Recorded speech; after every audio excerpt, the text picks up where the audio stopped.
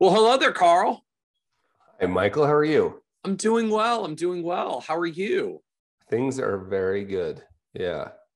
So you've got a new setup today. So getting further settled uh back in the US here. Yeah. So this is at my house, and normally I'm at the office, but today I need to be at the house. So this is, yeah, there's a mystery door back here. We won't talk about what's in there, but it's a mystery. So yeah, yep, getting a little bit more settled. Fantastic. I hope that means as you get settled into the house that the blue couch will be returning soon. Because we've Yeah, we've missed it. We've missed it. I thought you might bring that up. Yes, the blue couch arrived yesterday from London. Fantastic. One of the only things that wasn't damaged in the shipping container, which is a whole nother story. But yeah, the blue All couch right. is intact. Fantastic. All right. We will look forward to revisiting the blue couch soon. Maybe, yes. Maybe. We'll see. Yeah. We've been getting the listeners have been contacting us. No joke, asking, where's the blue couch? Well, here's a funny story. I was on another podcast yesterday, and they were like, hey, wait, where's the blue couch that we've heard? I'm like, seriously, my wife, so happy. New Zealand, London, Utah, like the blue couch lives on. It's all good. Fantastic. Yeah. So what do you want to talk about today? What's on your mind these days? Oh, that's such a good question. You know what? The one thing that's been really, there's a bunch of things I'm thinking about, but one thing I've been really fascinated to watch, and I always feel like I have to be careful around this subject, but let's not be careful. Let's just dive in. So there's a new investment out there in the world. There always is, but there's an investment now, and we're going to, for a minute, it's going to go unnamed. Because I think we could actually leave it unnamed to have this discussion, but it might be give us more context to name it in a minute. But there's a new investment. Everybody's talking about it, right? All the people, especially the cool kids, and certainly all the youngs are, and that means all the media as well. So all the talking heads. Yep. So there's a new investment, and these things creep up, and it reminds me a little bit of 97, 98, 99 sort of internet stuff creeping up. I have the same kind of feeling. And by the way, I'm not interested in talking about the merits of this investment, right? When I say the internet, I'm not saying, oh, it reminds me of the internet. Remember how cute that was? And look how big it was. I'm not saying that. I'm saying it's on everybody's minds. And what I'm mostly curious about, this is why I want to make sure we get the nuance right here. I'm not trying to be careful. I'm just trying to be precise, is how easy it is to appear out of touch and uneducated. So this fine line between saying, stay the course, you mean as the advisor to appear out of touch or uneducated. Exactly. So this fine line between stay the course, which is the right answer. It's not the right answer 100% of the time, but it's the right answer the majority of the time. Right? Mm-hmm. And so that fine line between that's our job, but this need to, and this risk of appearing out of touch, dismissive, and I think even maybe worse, well, those are pretty bad, out of touch and dismissive, pretty bad, but uneducated. So how do we deal with this with the investment that shall not be named, but is now going to be named? How do we deal with this with cryptocurrency, blockchain? And that's the underlying technology. And please, for everybody who knows their way around this world, we're not going to get all technical about the underlying technology versus the investment. We're not talking about the merits. We're not saying is Bitcoin Amazon and we're all being dismissive and screw. That's not what we're talking about. What we're talking about is how do we communicate with clients in a way, because I see this on Twitter a lot. I see this in the public sphere, just stupid is sort of what I feel like people are yelling. And I think there's a risk there. And even if it's not something, if it's not technology that's going to change the world, and I'm not arguing that about blockchain, but the internet changed the world. And back then we lots of us were like stupid, dismissive about .com, who pays 100 times sales for a product, for like a company with no profits, or 100 times users for a company that has no product or profits. Yep. Right. And rightly so, right? Like, and again, I don't want to get into the merits of it, but I remember having debates with people about how silly Amazon was. Right. And it was almost the exact same debate as how silly pets.com was. And one of those was right and one of those is wrong. And we don't need to beat ourselves up for not knowing at all. Like, I think you still make the decision based on a process. It's called diversification, and all of those things still apply. But what I'm more worried about is the inability to say, oh, it sounds like you're really interested in this, Michael. Let's talk through it.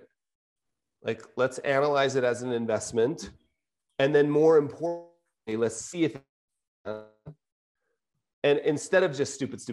Like, and that's more what I'm interested in talking about. Does that make sense? That was kind of a long preamble. Yeah, it does. So there are some weird ironies to me about the dynamic as an advisor when clients get pitched on, I'm just going to say stuff very broadly, like legit things, not legit things, particularly not legit things. Like, there's a trap I find that we can go through, that we can get stuck with in advisors. Like, it takes a salesperson 10 minutes of pitching to get a client wound up on an idea. And it takes us hours and hours and hours to research it and explain it and debunk it. For sure. And it's kind of crappy and unfair. Like, they get wound, the pitch people get wound up in 10 minutes, and it takes us hours to talk them down again, to do the research, to do the diligence, to whatever it is. Asymmetric. Yes. Right. Like, just we're on the wrong side of the asymmetry of that discussion. And I think one of the things that it does to us, rightly or wrongly, it's just part of that dynamic, is I think it tends to ingrain in us sort of a gut level style that just feels like BS. I'm just shutting this down now. Right? Like, whether it's my client that comes in, it's like, I heard about this thing from my neighbor where you can get super safe bonds that pay 11%. And I'm just like, I'm just shutting this down now. Like, no, no, we're not going to spend 3 hours analyzing and debunking it. Like, yeah, I'm just basically going to be dismissive and kind of come at you with the hammer of shutting this down, because I know what the answer is going to be. It's a waste of everybody's time and efforts to do all the analysis for this. So I'm just going to be a little harsh and say, like, this is BS. We're moving on. And there's some combination of, too good to be true investments, too questionable, too fuzzy, too unknown, too shiny objects. I think just it gets ingrained in us because, frankly, like 99% of the time, that's what it turns out to be. Right. And it's so asymmetrical. It's not really a good use of anyone's time to have to spend all these hours analyzing and debunking something that air quotes, is going to end up being debunked. And so I think we get hey, one quick thing on that air quotes, history has proven to you that you've actually been right. I don't know what the number is, but the majority of the time you're right to just slam that shut. Forget it. Yep. Keep going. So I feel like that gets ingrained in us for, I think some legitimate, reasonable, good reasons, right? Between the sort of the cruel asymmetry of it, trying to be expeditious with our time, with the client's time, with like what I'm going to bill the client for all the time that I'm spending with them. Just, years of advisor experience. Like, I know how this story turns out. Let me save us some time. But really, like, sort of asterisk, but sometimes it's not totally BS, right?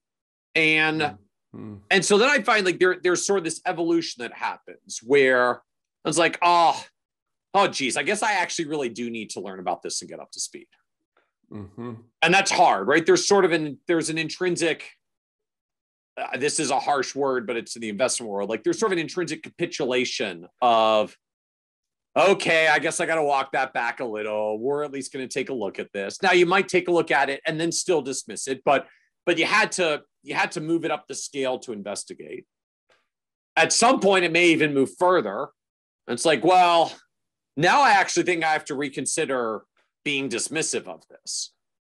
Like maybe this actually is a thing that we really do need to consider. It's turning out it's more legit than I thought it was, right? Yeah, like pets.com and all those other .coms that basically had no business model was BS. But like, oh, wait, I think this internet thing is going to stick around. And a few of these companies actually seem to be changing the world. Like, this Google thing might actually be working out. And like these Amazon guys are hanging around. Like maybe there's something here, right? We have to start reconsidering. And then eventually we get to the other end of this where maybe there's some subset of things that we recommend, right? It turns out this works. Maybe not all of it was valid, but like we found a thing that's actually an okay way to invest this idea.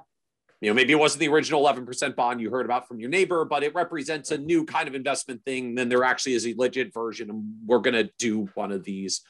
And we get there, and it becomes part of the mainstream. But I think the interesting part of that, including, I think especially what you're highlighting here, is it's really hard in the position as the advisor when you were doing the initial like, no, dismiss phase for what might be a lot of pretty legitimate, pretty good, pretty ingrained, pretty experienced, wizened reasons. Yep. And then it turns out that maybe you need to handle this differently. And that suddenly gets really hard, really fast, right? It's hard for us. There might sort of be an ingrained, you have to admit you were wrong or that you're reconsidering.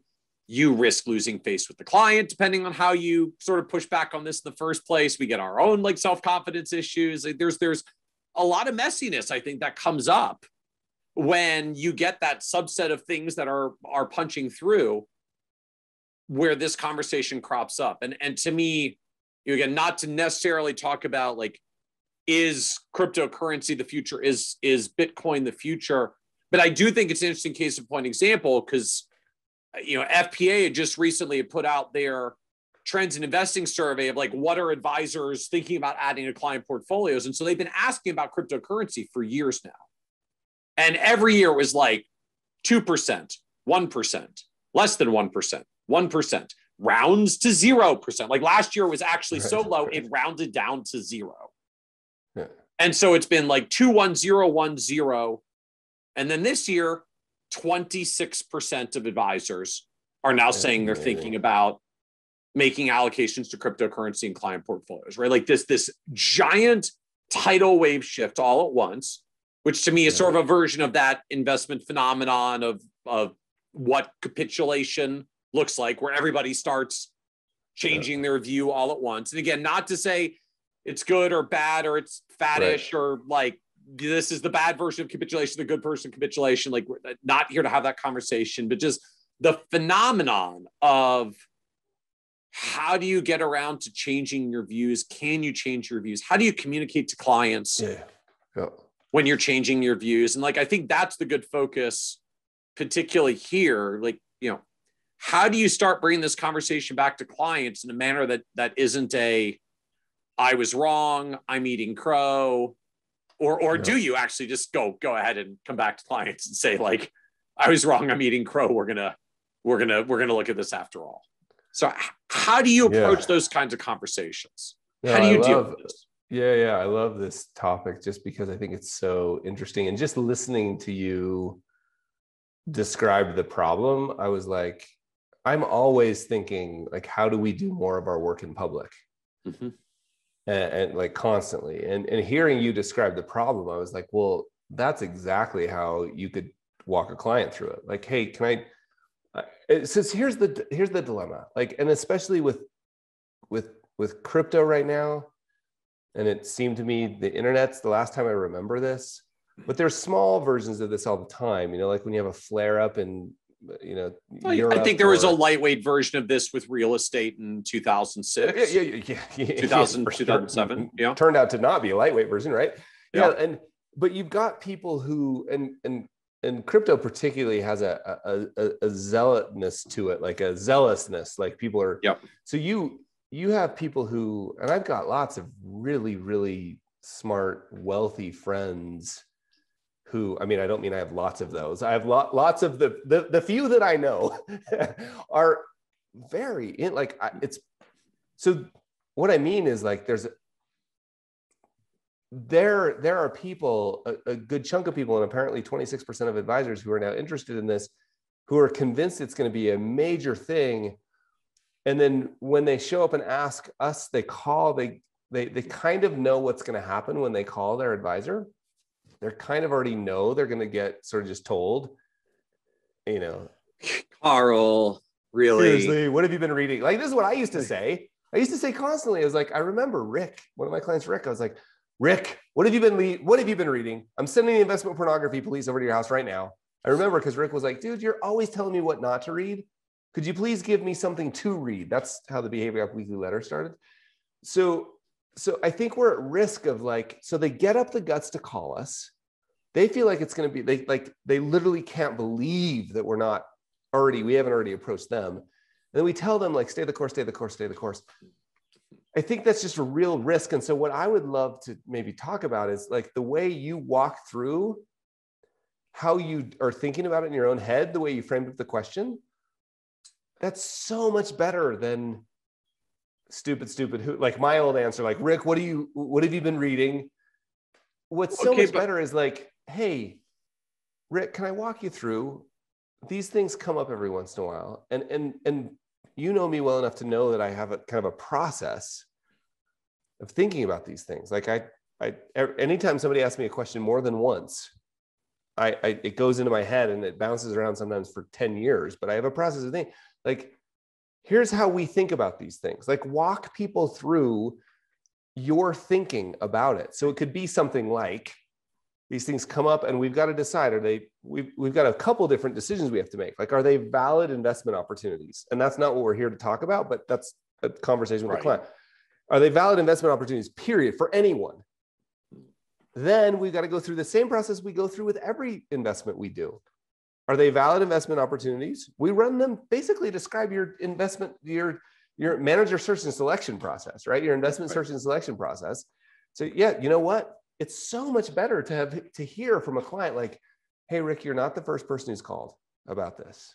And believe me, and I lost a client because I didn't do this. I remember Terry was like, you always just tell me to never, he didn't know that we had done all the research. He just heard the dismissive part. And so walking him through and saying, hey, you're not the only person asking about this. Let me walk you through how we think about it.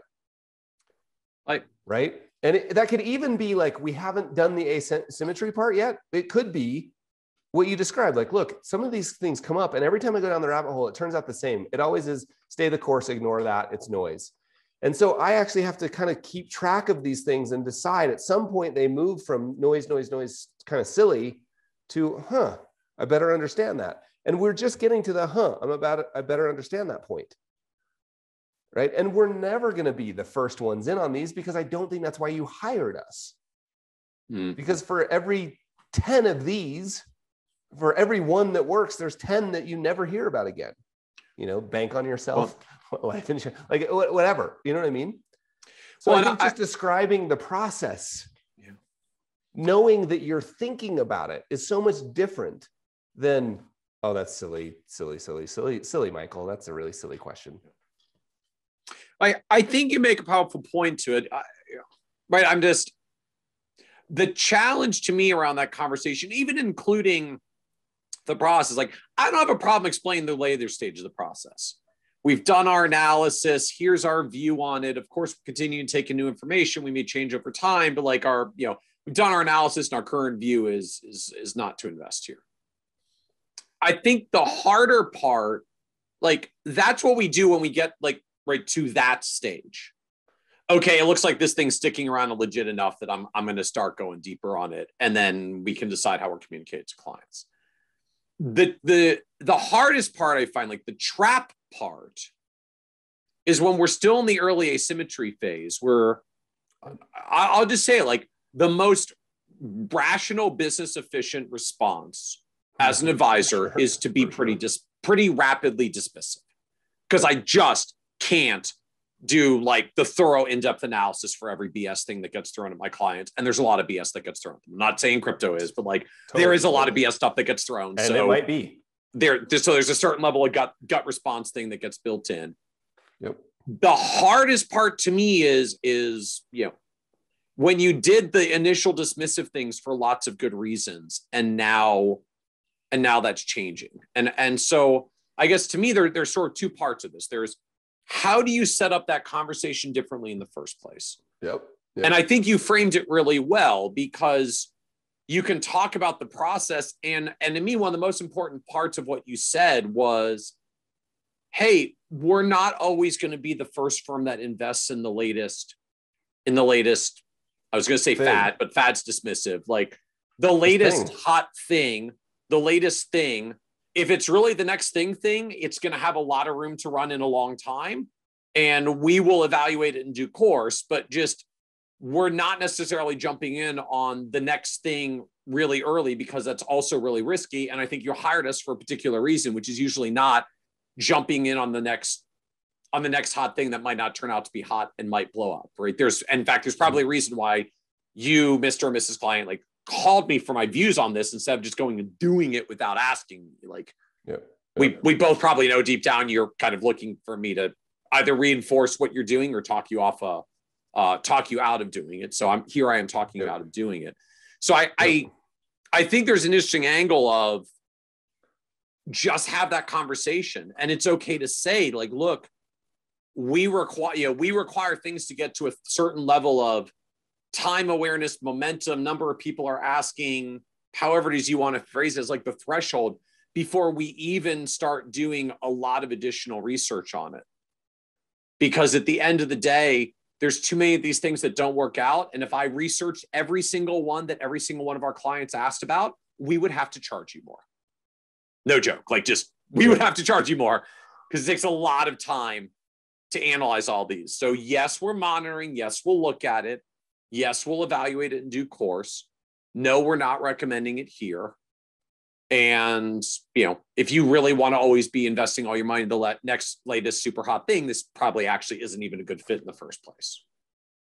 Yeah. I think let's just hang there for a minute, and then we'll get to the how do I kind of change my mind idea. Yep. But I think there's a big difference between being dismissive and describing the process you go through even early, right? Like, describing the process of why you are about to be dismissive.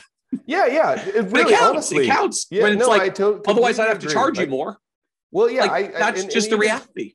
Even that, I think, like, yes, we totally can say that, but we can also just simply say, like, look, it sounds like this is really important to you, and by the way, I've read, like, just acknowledgement that you've read or you've seen it too. Like, hey, I've seen that bouncing around on TikTok as well, on the news, on TikTok. And so it sounds like it's really important to you.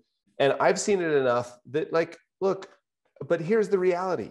Almost all of these things that kind of bubble up, almost all of them are mistakes to invest in. Right. And I just don't know yet. And it comes back to a principle. I think it's always important to come, like, I'm actually not making a claim that the internet or that Amazon's a bad idea. I don't know, right? And so we can insert now. I'm not making a claim that Bitcoin, cryptocurrency, that there's not something there. In fact, I would be tempted at that point to say, in fact, it kind of looks like there is something there, but I don't know. And so just believe me that we're kind of, and I also don't think you've hired us for that. Because the principle that we want to come back to is diversification, right? And protecting and you meeting your goals. And last time we talked, you told me that you wanted to spend time outside with your family and service in your community and your church. And then we built that portfolio. Like, it's the same scary markets conversation. It's just called greedy markets conversation, right? Like, we just pull you back, and then we say, look, but I want you to know that this is part of our job. Like, we think about emerging things and ideas, and we're not always no. Like, if things change, we're completely okay with making a change, and you'll be among the first to know, right? And don't hesitate. I want you to feel like I'm a sounding board. Call me. Let's talk about it, because I've lost clients because I didn't do that. It's just purely just acknowledge and empathy, and like, I understand why you might be interested in that. And we don't know, and I don't think it's why I hired you. And back to, purpose, goals, portfolio, you're in the right place. If it's okay with you, this is my favorite line. If it's okay with you, what if we just stick with what we have for now? And we keep this on the sort of list of things that kind of bubble up. And I love that if it's okay with you. And I also, in that same sentence, I love to use, I would have no problem with. If it's okay with you, I'd have no problem just sort of staying with what we've got now, sticking with the plan that we built. And then knowing that we're thinking about this, that if it's okay with you, I'd have no problem, returns a little bit of a sense of control to the client. Yeah. And then that sets you up too for the later discussion of like, hey, remember when we talked about this a couple months ago or a year ago or whatever? So that's how it's so much different than the way I used to do it, which was much more, and I love Nick Murray, but it was much more just like Nick Murray-ish. And he, like, that may work for people, and please, if it works for you, keep doing it. I'm just saying for many of us, it works a little better to just have a little bit of empathy, greet with empathy, return to the plan, greet with empathy, return to the plan. It's like greet with empathy, describe the process, return to the plan. So now the last part of this that I am curious for your thoughts on, for all of us who did a little more of the dismissive thing, for again, what I think were often very good reasons, the asymmetry, all the rest, but like we did the dismissive thing. Maybe it was a little harsh, Nick Murray style. We got our reasons for it. Again, I'm not trying to second guess anyone around it, but now the mood is shifting. Maybe this is a thing that's sticking around.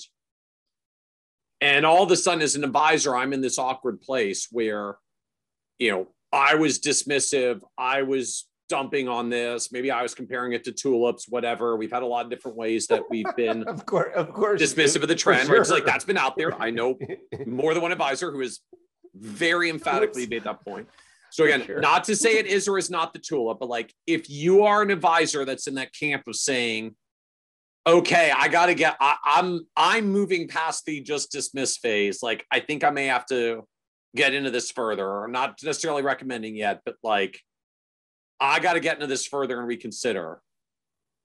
And I'm afraid I'm going to look really bad in front of my clients because I've been so dismissive and now I'm changing my mind. What do I do? Help me, Carl. What do I do? Yeah. Help me, Carl. You're my only hope.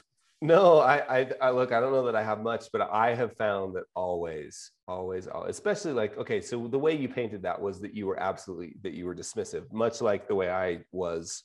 I think a lot of us are in general, like whether it's crypto or whatever else it is. Like if you've been doing this for a while, like, as you said, you've seen a lot of these, and most of them actually do turn out to be bunk. Yeah. And so let's say now you've actually been dismissive and you're saying, hey, like Amazon would be a great example. Like the internet companies that survive, there's a pool of them that survived and have been really, really important. And I was dismissive of all of them. And so how do you handle, I think to me, the single best way to do that is to be honest and walk through like, look, and I would walk through the process again, for some very good reasons, we're relatively dismissive of new ideas that sometimes even could appear like fads in the news. In fact, we sometimes call them, it's not the apocalypse du jour because we're talking about things turning out well, but like, it's like there's a new one of these like every day, and it's not really every day, but all the time, especially now on Instagram, TikTok, all of that sort of stuff. And sometimes we can come across as relatively dismissive, and I may have even been dismissive of this idea, but we're starting to see this. And again, like, depending on how you manage money, this is an investment discussion, but I could see it very easily creeping into the investment piece of like, look, this is now being included just because of the nature of the investments they've grown into our portfolio allocation. Yep. So it's important for you to know you now own some of Facebook, Amazon, Instagram, like the whole, not Instagram, but Facebook, the whole list, Google, the whole list. You now own them by nature of our investment process. So those are being included. So I don't think it's a problem to say, look, for a bunch of really valid reasons, which I'm happy to discuss at length with you if you want me to, sometimes we can come across as dismissive. And I apologize for that because it's not really what I mean. And the reason that is like, and then you can go into some of those discussions. 9 out of 10 of these things turn out to be silly, asymmetry of the discussion, like the whole thing. And then hopefully we fix that. Let's not be dismissive anymore. Let's just be empathetic and confident in our recommendation of like, hey, stay the course. But let's explain. It only takes 3 minutes to explain why you're making that recommendation. Instead of just saying, stay the course, stay the course, stay the course, stupid, stupid, stupid, which is what I used to do. It only takes 3 to 5 minutes to explain it. And then we don't have to have this discussion later. But if you're in the position where you have to, and by the way, I don't want this to, I'm aware of a risk here that like 26% of advisors are saying they're considering including crypto. And so I don't want the discussion we're having to be linked to us saying it's time for you to stop being dismissive about crypto. That's not what we're saying here. Yeah. This could be anything. It happens to be the one now, but we went through this with the internet stocks. We went through this with real estate. There was sort of a version of this of like, don't buy bonds in 2011 because the Fed's stimulating and we're going to have double-digit inflation. They're all going to crash. And then they didn't, and they went up. And like, so it's not these happen in cycles. But it is topical in terms of if you're getting questions about, I bet because 26% of advisors are considering it, I bet more and more of us are getting questions. And if you haven't, you're going to get them. And why not practice not being dismissive this time? Just say, look, I know it's a thing. I've been reading about it too. I've heard the podcast as well. Let me describe for you. Oh yeah, remember you told me time with your family. Here's the portfolio we built. Here's the goals. And we'll keep our eyes on it. Like that's how I would handle this. Well, and again, I think you make a powerful point of, it's okay to explain that process, even including that you may be dismissive and why. Because look, at the end of the day, like you're either you're either working with a client that's hired you because at the end of the day they want to rely on your advice, or not. And like if they're really going to have a problem with that conversation, with that approach, I mean, we want to handle it reasonably sensitively. We don't have to like piss them off more. But if you get a client that fundamentally says, well, if you're not going to go down the rabbit hole for every single crazy investment idea that I bring because one of them is going to work out, and this was the one that worked out, and I blame you, even though the last 9 I brought you didn't work out, and you didn't research those either. Like, if that's the client, this probably just might not be a good fit. No, let's be clear. That's time to Nick Murray them. like that's when this becomes really valuable. All right, so Nick Murray is now like a single word verb. It's a verb. But let me just mention something. That feeling of like I may feel a little bad because I was dismissive and I'm changing my mind, that points to this idea that like, remember, you didn't get hired to defend an outdated map, right? Like you got hired to be the guide in the changing landscape. And it's okay. It's what we want educated people to do. Yep. I had an opinion. Disconfirming evidence showed up. I'm going to evaluate the disconfirming evidence. And in light of that disconfirming evidence, I'm now changing my opinion. Yep. And if you can set that up early and often, that you haven't hired me to defend whether the map is the financial plan or an investment thesis or a spending tool or an app that we use. You didn't hire me to defend that stuff. You hired me to guide you through this process. Then we can let go of that guilt, because that's a big deal. I mean, it's the same guilt we feel when the plan blows up. So yeah, I think understanding your value is in that guide. Now we can fix that problem a little bit by being less dismissive and just explaining the process, including the I don't know process. It's okay to have an I don't know process. No one's going to fight. No, in fact, they're going to admire you more for saying, this is part of our I don't know process right now. I don't know.